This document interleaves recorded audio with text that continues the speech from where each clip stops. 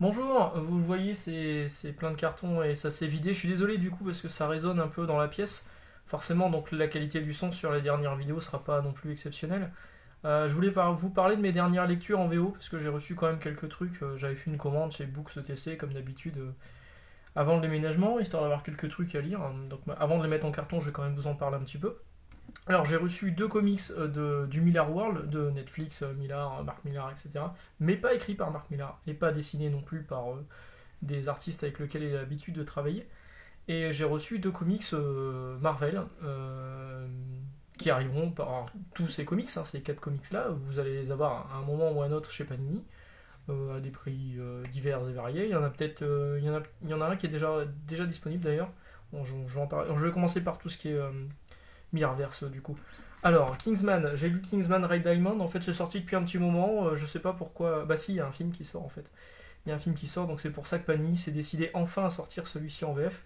Moi franchement j'étais complètement passé à côté, c'est le voir apparaître sur le listing VF, je me suis dit tiens je l'ai pas lu celui-ci, en fait c'est sorti en avril 2018, le TPB est sorti en avril 2018, et Panini va le proposer là en septembre, en même temps qu'une réédition du premier qui sera à 10 euros. Plutôt bon plan pour le premier était dessiné par Dave Gibbons, Dave Gibbons, alors j'espère que je dis pas de conneries, mais Dave Gibbons, si c'est ça, c'est Dave Gibbons, qui avait dessiné Watchmen. Alors, Kingsman, vous connaissez certainement les films. Bon, les comics s'en éloignent un peu, c'est-à-dire que les films se sont inspirés de Kingsman, mais c'est pas une copie conforme de ce qui s'est passé. La suite du film, Kingsman 2, n'a rien à voir avec ce Kingsman The Red Diamond qui est là. C'est pas une mauvaise lecture, je trouvais ça plutôt pas mal. Rob Williams, le scénariste, a travaillé sur Suicide Squad notamment. Simon Fraser, le dessinateur, alors lui par contre je ne sais plus d'où il sort. Je vous laisse me préciser dans les commentaires, mais en tout cas j'ai pas tellement aimé son style. Disons que c'est parfois assez confus, les couleurs sont un peu flashy. On reconnaît pas Exy en fait. Euh, mais il y a des trucs qui sont vraiment pas mal. Il y a des couvertures qui sont cool déjà. Les couvertures elles sont vraiment bien, c'est d'autant plus décevant en fait du coup quand vous ouvrez l'intérieur et que vous voyez des pages qui sont assez mignonnes. J'arrive même pas à en trouver une. Voilà. Voilà, ça c'est Exy du coup. Donc le dessin est pas fou, mais il y a des trucs qui sont plutôt sympathiques avec le henchman, donc le bras droit du grand méchant, qui est un fan de films et qui cite beaucoup de films de réalisateurs, etc. etc. Du coup, j'ai trouvé ça vraiment intéressant parce que ça m'a parlé. Hein, les films dont il parle, forcément, on les connaît tous. Il y a Alien, il y a Terminator, il fait des références à plein de trucs, à Apocalypse Now. Du coup, c'est vraiment cool ça. Ça, j'ai bien aimé. Le grand méchant en tant que tel, lui, il est un peu naze. Mais, euh, mais le postulat de base est pas mal parce que il coupe tous les ordinateurs de la Terre, il y a un virus qui est parti, tous les ordinateurs ne fonctionnent plus, donc du coup bah, c'est retour à l'état sauvage, plus ou moins sauvage. C'est un peu l'anarchie, et donc Exy va devoir retrouver ce grand méchant. Alors ça fait très James Bond, hein, comme d'habitude, hein, Kingsman de toute façon c'est un peu une parodie de James Bond. Donc c'est pas une mauvaise lecture, là-dedans vous avez 6 épisodes, alors je crois que Panini va le proposer à 18 balles du coup vu que c'est 6 épisodes. C'est plutôt pas mal, ça vaut pas la première mini-série Kingsman, ça vaut pas les films non plus, mais ça reste une bonne lecture. Voilà. Une mauvaise lecture par contre, celui-ci, Hit Girl in India. Alors non pas à cause du scénario de Peter Milligan qui est ce qu'il est, hein, non, les séries Hit Girl, ça se suit, ça se ressemble, elle arrive dans un pays, elle tue des gens, elle marque plus ou moins des personnages sur place de sa présence et elle les inspire, et puis elle se barre. Il n'y a aucun fil rouge, il n'y a aucune continuité. C'est complètement dommage. L'a priori, ça serait les derniers. Hein, ils mettent derrière que c'est la saison 2, numéro 9 à 12. Et a priori, il n'y a pas de numéro 13, 14, 15. En tout cas, j'en ai pas vu passer. Donc Peter Milligan, c'est plutôt sympa. Mais alors, le dessin, Alison Sampson, je ne la connaissais pas. C'est dégueulasse. C'est très, très moche. À tel point qu'il y a plusieurs fois où je me suis demandé ce que je regardais, quoi. Il y a un personnage au tout début, je me suis dit, attends, c'est une fille, c'est un garçon, je suis pas sûr. Je vais vous faire voir une image de. Où est-ce qu'elle est cette image? Voilà, regardez ça. Ça, c'est Hit Girl. C'est ignoble. On dirait une gamine qui fait un cosplay. En même temps, c'est une gamine qui fait un cosplay, mais non, le dessin m'a tout gâché. C'est vraiment très très moche. Vraiment, j'étais déçu. Ça, c'est déjà sorti en français, hein. Je crois qu'il est à 16 ou 17 euros celui-là.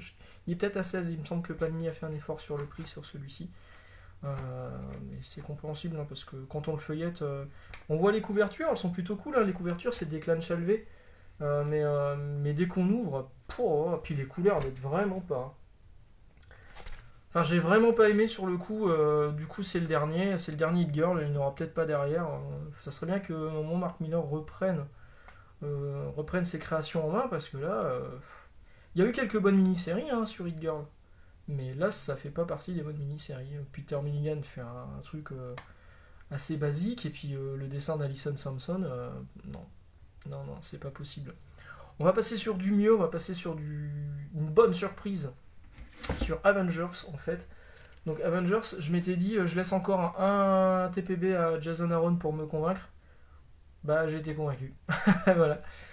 C'est très très bien. C'est donc avec Starbrand. Vous avez le premier épisode de ce TPB, vous l'avez dans le fascicule Avengers du mois d'août, qui est dessiné par Del Keown, dans un Del Keown qui est en petite forme, mais bon, ça reste plutôt sympathique. Voilà. C'est aussi lui qui signe cette couverture. Mais tout le reste, c'est dessiné par McGuinness. Merci, j'adore McGuinness. Enfin, il revient un petit peu aux affaires, et bah c'est ce que j'aime chez McGuinness, quoi. C'est des mecs qui sont costauds, c'est over the top. Alors, ça se passe principalement dans l'espace. Il y a une alerte qui se passe. Ils partent tous dans l'espace, il va se passer des trucs, Thor va être infecté, alors, je vous dis pas par qui, mais franchement ça va vous rappeler des trucs. C'est un peu résolu trop vite d'ailleurs cette histoire de Thor, mais l'histoire du marteau, tant qu'il tient le marteau, donc ça veut dire qu'il est digne, donc il est toujours Thor. J'ai trouvé ça ingénieux, bien trouvé de la part de Jason Aaron. Il y a le Silver Surfer qui est complètement en black qui arrive, il y a Black Widow qui a une armure à la Iron Man, enfin c'est l'armure de War Machine en fait qui est là. Il y a Captain America qui change de costume aussi, parce qu'en fait il se retrouve dans le vaisseau des Starjammers, donc son costume rappelle un petit peu Corsair, le père de Cyclops et Havok. Et non, vraiment j'ai trouvé ça joli, j'ai trouvé ça intéressant. C'était un page turner comme on dit, c'est-à-dire que je l'ai ouvert et je l'ai lu jusqu'au bout. Hop. J'ai pas très bien compris l'histoire avec Blade, qui décidément Blade, je vois pas trop ce qu'il fout avec les Avengers, il sert pas à grand chose. Le Ghost Rider par contre, il est plutôt bien utilisé à l'intérieur. Une très bonne lecture, donc du coup ça arrivera un jour en 100%, mais c'est déjà dans les fascicules, c'est l'arc qui est actuellement dans les fascicules Panini. Starbrand Reborn, et donc c'est joli, c'est bien écrit, et là j'ai envie de lire la suite. Voilà, j'ai envie de lire la suite. C'était pas gagné parce que Jason Aaron jusque-là c'était. Là on est au tome combien du coup? On est au tome 6. Le premier 100% Marvel vient de sortir seulement en France. Le deuxième sort en fin d'année. On est au tome 6. Sur les 6 tomes, franchement, il y en a 4 qui m'ont fait chier. Il y en a 4 que j'ai pas aimé. Il y en a 2 que j'ai trouvé vraiment bons, et celui-ci c'est l'un des deux. Et il est vraiment très très bon celui-ci. J'ai vraiment passé un bon moment de lecture. Autre bon moment de lecture, Venom.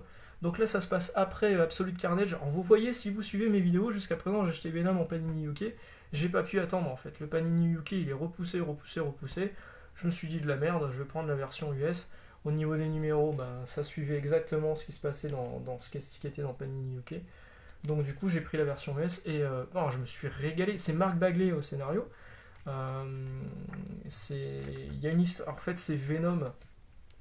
À la fin d'Absolute Carnage, il se passe un truc, je vais pas vous spoiler, parce qu'en ce moment c'est en VF. Il se passe un truc, Venom va se retrouver sur Skull Island, où il avait déjà emmené Spider-Man il y a une paire d'années, c'était David Michelini, et je crois que c'était Mark Bagley au dessin, si je dis pas. Ou c'était McFarlane? C'était peut-être ça doit être Mark Bagley, je crois. D'ailleurs, ça doit être pour ça que Mark Bagley est au dessin sur celui-ci. Il avait embarqué Spider-Man sur une île déserte pour s'en débarrasser en fait. Et donc là, Venom va se retrouver là-bas. Eddie Brock va se retrouver là-bas et va être confronté à une île plus ou moins infestée par des symbiotes. Donc toute la faune, pas la flore, mais toute la faune est infestée par un symbiote. Et vraiment, c'est un bon moment de lecture. Il y a une scène au tout début que j'ai trouvé vraiment cool, où Eddie Brock passe plus ou moins d'entretien avec les Avengers. J'ai trouvé ça vraiment bien. Et il y a aussi une scène où Ça parle de Dieu et il parle d'un Dieu en particulier et j'ai tourné cette page, enfin je le lisais, ma femme était en train de lire à côté, j'ai fait putain il est fort ce con. En parlant de Donny Cates. Et vraiment non c'est bien, enfin, Donny Cates sur Venom c'est impeccable, pareil j'ai qu'une hâte c'est de lire la suite. Surtout qu'il y a encore des pistes qui sont dévoilées sur le fils de Eddie et Knull, le grand dieu des symbiotes. Vraiment une bonne lecture quoi. Donc on va résumer le Venom, ça le tome 1 vient seulement de sortir en français, on est déjà au tome 4 US, bon, c'est même top 5 chez Panini UK je crois parce qu'ils avaient intégré les Venom hors série en tant que volume canon. Bon, ok, c'est écrit par Donny Cates donc c'est pas gênant. Donc une très bonne série qui vient de démarrer en 100% Marvel en France. Hop, Avengers qui m'a réconcilié avec Jason Aaron, ce tome il est vraiment très très bon. En plus c'est du Ed McGuinness, il n'y a rien à acheter. Un très mauvais Girl que je ne vous recommande pas, qui est déjà disponible en français. Et un Kingsman plutôt sympathique. Mais à choisir, prenez plus le premier tome qui lui sortira à 10€. Celui-ci devrait être à 16, 17 ou 18€, je sais pas trop. Avec Panini on n'arrive jamais à suivre. Voilà, bah sur ce je vous souhaite de bonnes lectures, je vous souhaite une bonne journée, je vous dis à très bientôt. Ciao.